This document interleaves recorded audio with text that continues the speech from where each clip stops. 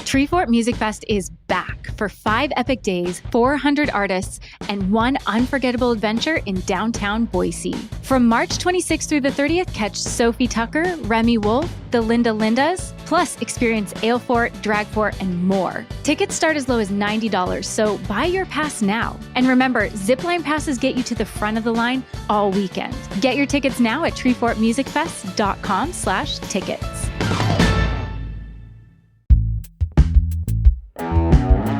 Today on CityCast Boise, a proposal to make firing squads the main execution method is heading to the governor's desk. Meanwhile, Governor Little reluctantly approved a massive tax break, warning it could strain the state's budget. And as the session drags on, we're placing bets. Will lawmakers actually wrap up on schedule? It's Monday, March 10th. I'm Lindsay Van Allen, and this is what Boise's talking about. It's the top of the week, and the Idaho legislature is still in session. So joining me for another Capitol Chatter is Boise State Public Radio's James Dawson. Thanks so much for being here, Jimmy. Hey, happy to be here. So, Jimmy, I really want to jump into a bill that I just think is really interesting. I don't even know if that's the right word, but it's the firing squad bill that would make execution, let's say you're convicted of a crime, you get the death sentence. The primary method of execution would be firing squad. What is your take on this? I have some thoughts, but what is your take on this? I mean, the Idaho Department of Correction has, like pretty much every other state correctional office, had trouble getting the lethal injection drugs over the past 10-ish years. Really, there was a crackdown because a lot of these drugs were being manufactured by European pharmaceutical companies. And kind of in that early 2010s era, they shut it down. They're like, we don't want you to use these drugs, which are, used for other, medical purposes for the purpose of killing someone because, we don't believe that capital punishment is morally correct. And so you've seen things, ranging from when I was in Delaware, the state economic development director at the time used to run a pharmacy chain, and he used his connections to get some lethal injection drugs, for that state, all the way to we've had stories of, our current IDOC commissioner back when he was a deputy director flying to Tacoma and, paying with a suitcase full of cash to get some, lethal injection drugs in a Walmart parking lot. They're really hard to come by. They seemingly have a source right now, or at least had one. Their last batch of drugs expired in November of 2024. And so really, they're just trying to move forward with carrying out any kind of capital punishment that's been handed down to our death row inmates. Is firing squad really the humane way to be, I guess, carrying out that sentence? I mean, it depends on who you talk to. Certainly the different lethal injection methods that have been experimented with over the past several years have kind of shown some shocking given some shocking visuals, right? With these death row inmates kind of convulsing for, many, many minutes, even things lasting hours in the execution chamber. So, what was once thought of as the, kind of humane and sterile way of carrying out an execution doesn't really seem to have that reputation anymore. Whereas firing squad is, a seemingly brief burst of violence to kill someone in a more expedited manner. So it depends on who you talk to. Like Senator Brian Lenny during floor debate this week called it an act of mercy over lethal injection, right? Where it could potentially be more instantaneous than a lethal injection. Yeah, and I thought it was very interesting, though, that Senator Dan Foreman, who's a retired police officer, said that he thinks the state is on the verge of making a huge mistake, and that he said, I quote, "Projecting a piece of metal at 3,200 feet per second, give or take, through the human body is anything but humane." And I mean, I think that's very interesting coming from a former police officer saying, I don't think this is humane at all. Not to mention the fact that some of the people I've talked to about this don't realize that the Idaho Department of Correction has yet to build the facility where this would happen, and they're budgeting $750,000 for it. So we've got to pay a lot of money to make this the primary method of execution. Yeah, and Foreman made those arguments last year too, when they kind of reintroduced the thought of the firing squad. And you're right. 2 years ago, lawmakers set aside that $750,000 for this facility. Now they seem to think that it might cost another $250,000, bringing the total up to $1 million. But that IDOC has that money within their budget right now that they can appropriate. Interesting thing there is that, as you mentioned, we still have to build the facility. They've been trying to build this facility, but seemingly architectural firms have not wanted to draw up the plans for them. As far as I know, they still haven't found anyone to do this. And there are a lot more questions once this, or I guess if this bill gets signed by Governor Brad Little. Seemingly he's leaning towards it. I mean, it was kind of, signed off on by IDOC, saying that they kind of want to go toward a robotic firing squad instead of having, 5 people with rifles doing it. That doesn't make me feel better. No, it certainly doesn't make a lot of people feel better, but it gets around the fact that you can't force someone to participate in a firing squad. They have to be all volunteers and police trained to qualify. So, anyway, lots left to to talk about, and lots left to debate within the IDOC community of how exactly these would be carried out, if they will be. Yeah, something else that was mentioned in the debate of this that raised a lot of red flags for me was that Senator Brian Lenny said that this would avoid lengthy legal appeals that can currently span decades. And historically, we've gotten it wrong with death sentences. Like, innocent people have been killed.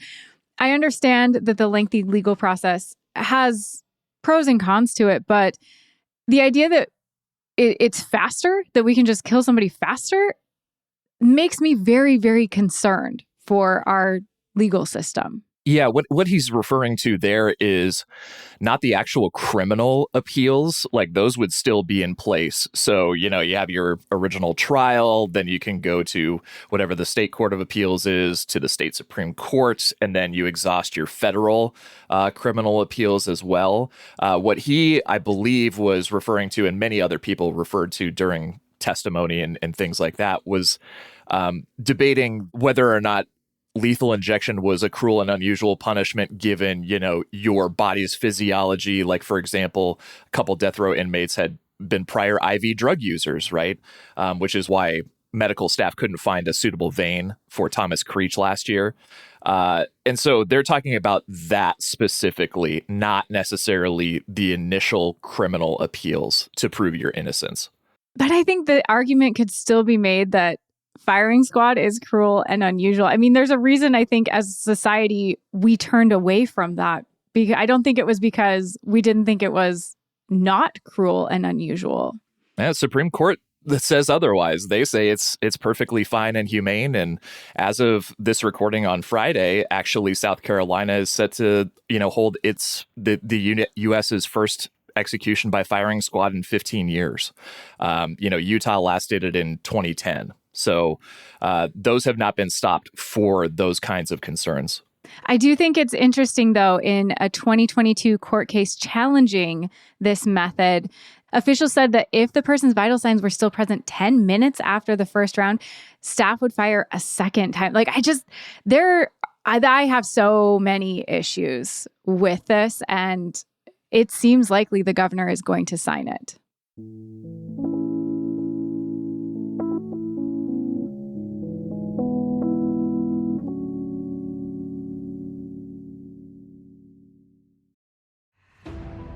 This episode is brought to you by Peacock. The new Peacock original documentary, Matthew Perry, A Hollywood Tragedy, dives deep into the beloved actor's rise to fame and his tragic death. 5 people, including Perry's personal assistant, 2 medical doctors, and an alleged Hollywood drug dealer known as the Ketamine Queen, were charged with conspiracy to illegally provide Perry with the ketamine. Explore the details of the case in this heartbreaking special, streaming now only on Peacock. Hey, Fidelity. What's it cost to invest with the Fidelity app? Start with as little as $1 with no account fees or trade commissions on U.S. stocks and ETFs. That's music to my ears. I can only talk. Investing involves risk, including risk of loss. Zero account fees apply to retail brokerage accounts only. Sell order assessment fee not included. A limited number of ETFs are subject to a transaction-based service fee of $100. See full list at fidelity.com/commissions. Fidelity Brokerage Services, LLC, member NYSE, SIPC. Well, now it's time for the Pass, Amend, Table segment, where Jimmy gives me 3 different bills that maybe weren't going to be their own segment, but are zany or interesting or, any number of adjectives could be used to describe them. And I have to decide which bill I would pass, which bill I would amend, and which bill I would table or essentially kill. Just get rid of it. So, all right, Jimmy, what are our bills today? I think I went a little hardcore in my original list, so we had to sub in something that maybe was more palatable for you, Lindsay. Thank you. Please don't make me pass something terrible, Jimmy. But I like to watch you squirm. Like that it's fun. Okay. Anyway, the 3 bills that we have on the table right now for you to consider, we have one that would increase the Ada County Highway District's board from 5 to 7 people, and those 2 new commissioners would not be elected like the rest of them are now. They would be appointed by one by the governor and one by the Ada County Commission, which for the last several years has been majority Republican. And this is something that, if you've been following ACHD news for a while in the legislature, there have been several attempts to try to make that board more conservative. Second, we've got statewide public camping ban. Basically, you can't sleep outside. This is something that has been in the courts for many, many years. Boise was at the forefront of it with a lawsuit. First, they overturned a camping ban in the Ninth Circuit, and then that got reined back in by the Supreme Court a couple of years ago with a case out of Oregon. So this would implement a statewide camping ban. And lastly, you have a rental affordability bill, which would limit landlords charging application fees, and make it so you can't be taking money from people if a unit is not going to be immediately available in the next couple months. So where do we stand on these 3 bills, Lindsay? Okay, I love it. Easy pass for the rental application fee limits. So we're going to pass that one. Love it. Love that law. Love to see it. Okay, so for the bill that I want to amend, that would be the bill adding 2 new ACHD commissioners. And I'm going to amend it in that the governor and the county commissioners would not be who appoints those 2 new members. What we would do instead is 2 types of competitions. The first one would be that it's a feat of strength. You have to compete in a 12-mile journey through Boise using a combination of running, biking, and Lime scooters. Oh, God. And does the Lime scooter, is it fully charged or does it have like 20% battery and you're limping? No, it's not very charged. It's just kind of going to be a mystery. You got to find a Lime scooter and use a Lime scooter. You're like a Boise resident. What Lime scooter do you get? Because I think that would give them some good insight as they go into the ACHD board about what this city needs. Okay, so the other competition for the other member of the board would be a Kobayashi Maru style test where they would have to try to placate both pedestrians and bikers, people who use public transit, and commuters with an extremely limited budget and no support from the state. So no one wins. You have to Captain Kirk it. And yeah, no one wins, rules. but let's get some of those creative juices flowing. Let's see who's got some really good ideas. Let's throw them on the board. Anyway, so I would like a bill passed where we get 2 more board members, but those board members have to participate in one of those challenges. Any eligibility requirements aside from, living in Ada County? Nope. You just hey, if you can finish that race first throughout the streets of Boise and you have the best idea for how we can make this all work, we want you on the board. We love it. I don't care who you are. Bring your ideas. Oh, man, that would be phenomenal. I would love to, be the broadcast play-by-play announcer for it? I think this is great. I think it's going to increase revenue. We can all the money earned from watching the Charge competition. admission. Yeah. Mhm. Why aren't we doing things like this? The content, like social media content would be great. We would get national attention for not being the worst. We would get really creative, really unique people who have good insights or from these challenges have developed good insights that the board can use. I think it's a win-win-win. I don't know why it hasn't been proposed before. Talk to Representative Joe Palmer, see if you can get that in there. I'll give him a call. I'll be like, I have some ideas. I have some notes. Your idea was not bad, but mine's better. And then I would table the statewide public camping ban because I am very, very much against criminalizing homelessness or people being unhoused or people just trying to survive. So that's my pass amend table for this week. All right. I like the creation of a new Survivor-esque style game. I love this.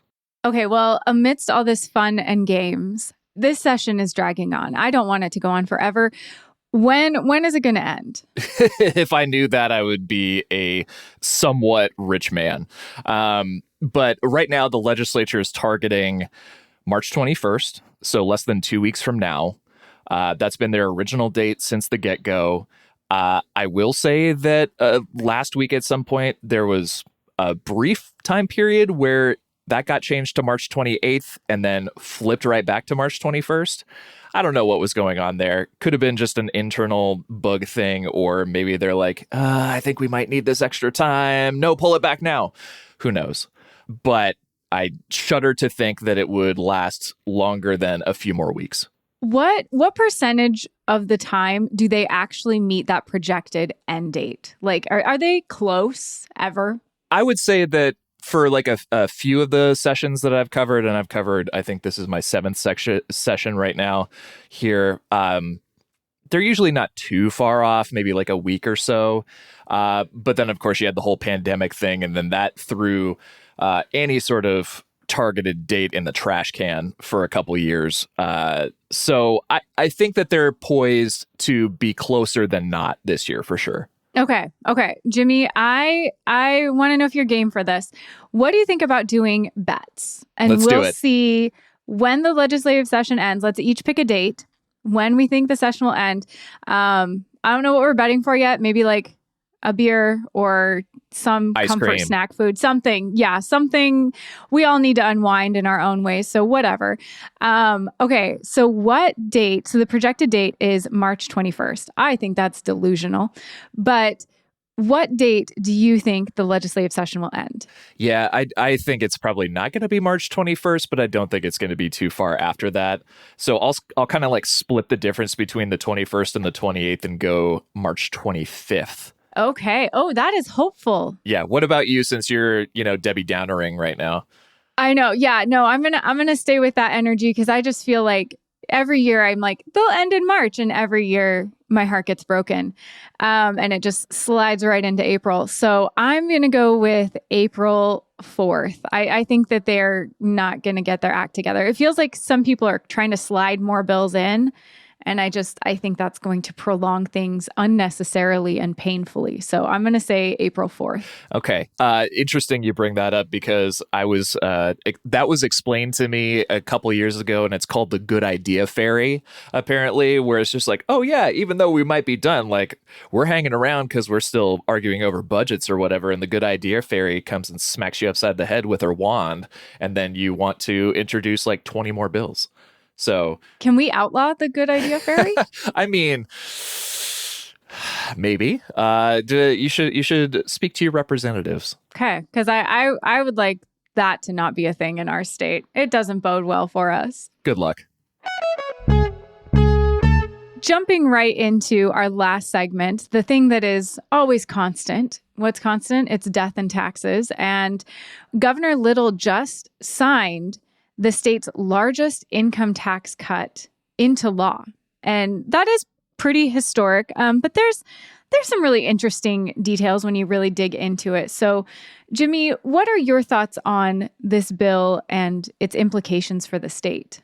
We're down to 5.3%, baby. Woo! Ooh. Yeah. So personal income tax rates and corporate income tax rates go down from 5.695% to 5.3%. That is the biggest portion of that bill. And I'm sure that they want to go lower. We're talking about House Speaker Mike Moyle, and everyone wants to cut taxes every single year. So that's going to cost about $250 million.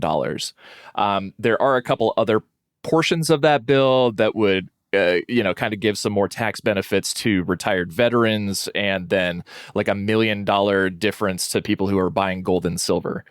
But the underlying theme that we kind of talked to Governor Brad Little during his annual press conference with reporters a couple weeks ago was this is 250% above your proposal, which was $100 million in tax relief.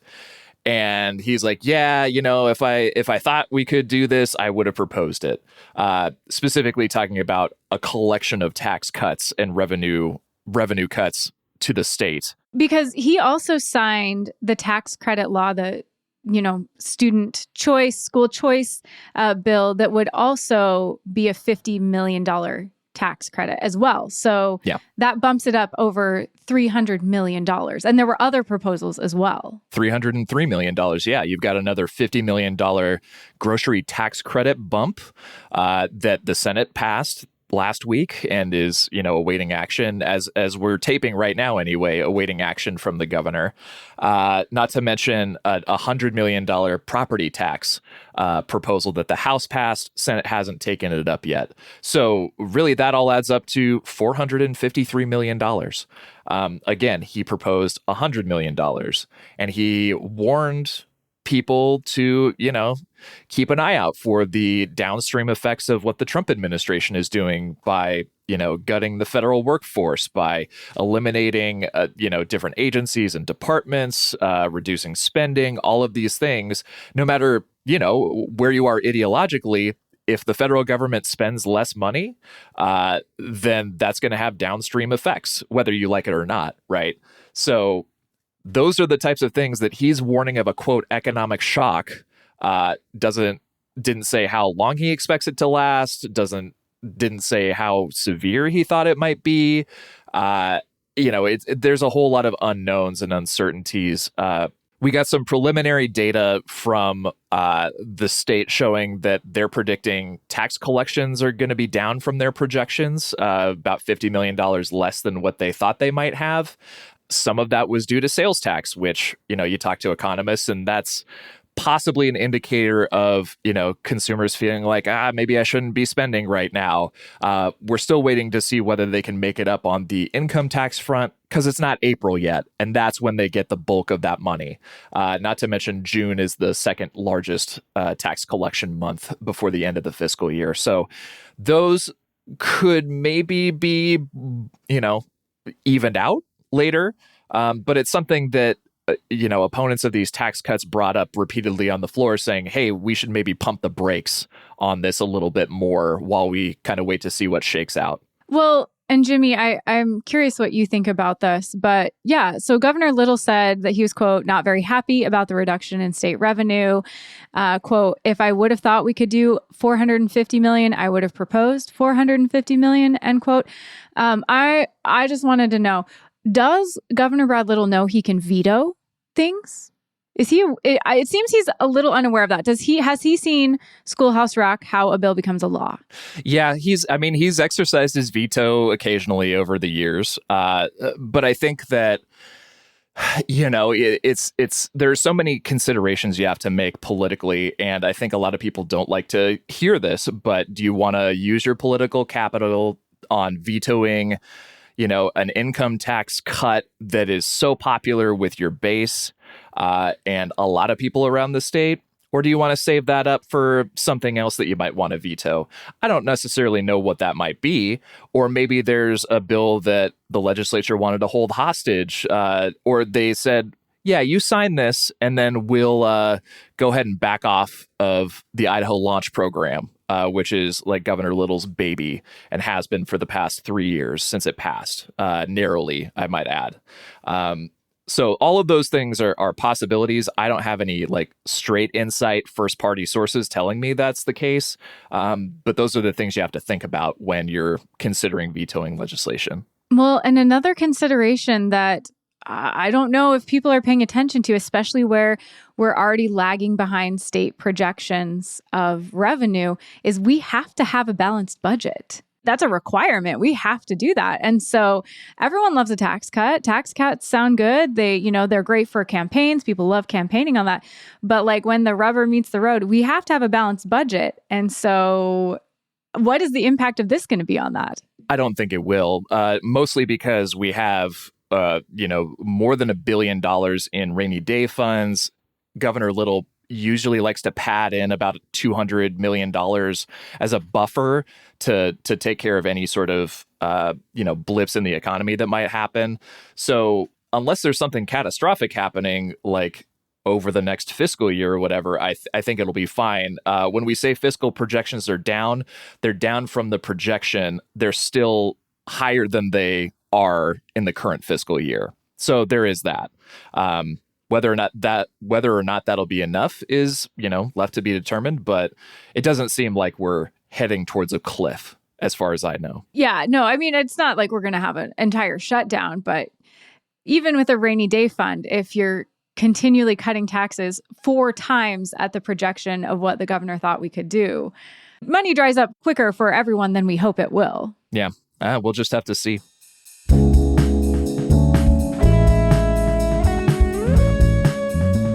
That's all for today here on CityCast Boise. If you enjoyed the show, make sure and subscribe to our Hey Boise newsletter for more legislative updates. We'll be back tomorrow morning with another great local story. Catch you then. We got some unofficial number. No, it's not unofficial. They are official. Somebody just handed us a paper of numbers. Oh my God, right. Okay.